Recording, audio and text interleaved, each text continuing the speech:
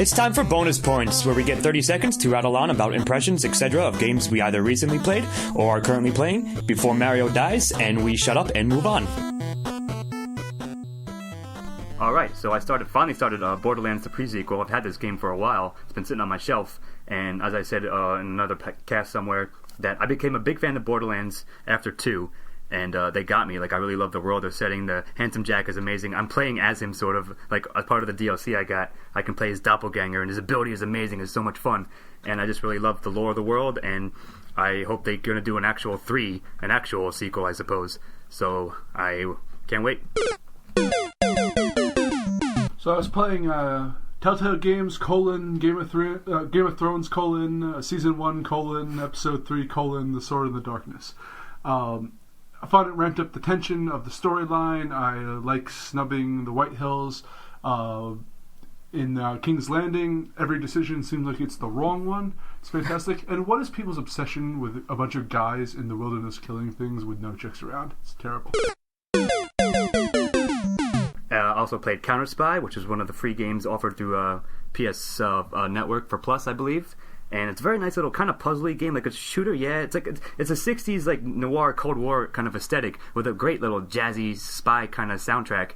And you basically have to go through, but you can choose to, because of CounterSpy, you can choose to be the socialists or the imperialists and switch off on randomized missions. It's a lot of fun. So check it out. And finally, I played Monaco with Steve-O a little bit. I think this was a free X-Live Gold game. He'll tell you in a quick sec.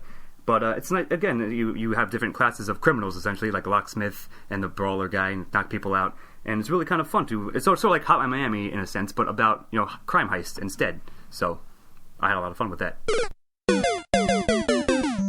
All right. Yes, I also played Monaco. I really like where they go with it.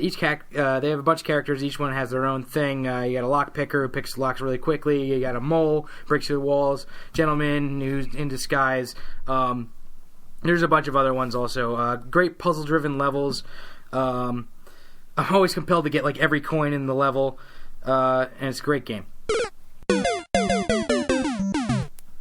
I also played The Wolf Among Us episodes 4 and 5 recently. The continuation of a really good base story.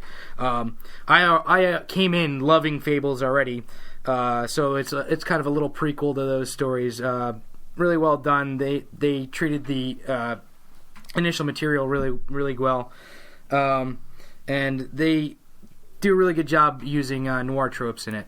So.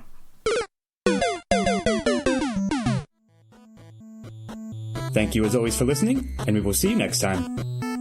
Music by Stephen Hermosi, editing and engineering by Chris Morgan. Syntax errors part of a Lost Signals Productions, all rights reserved.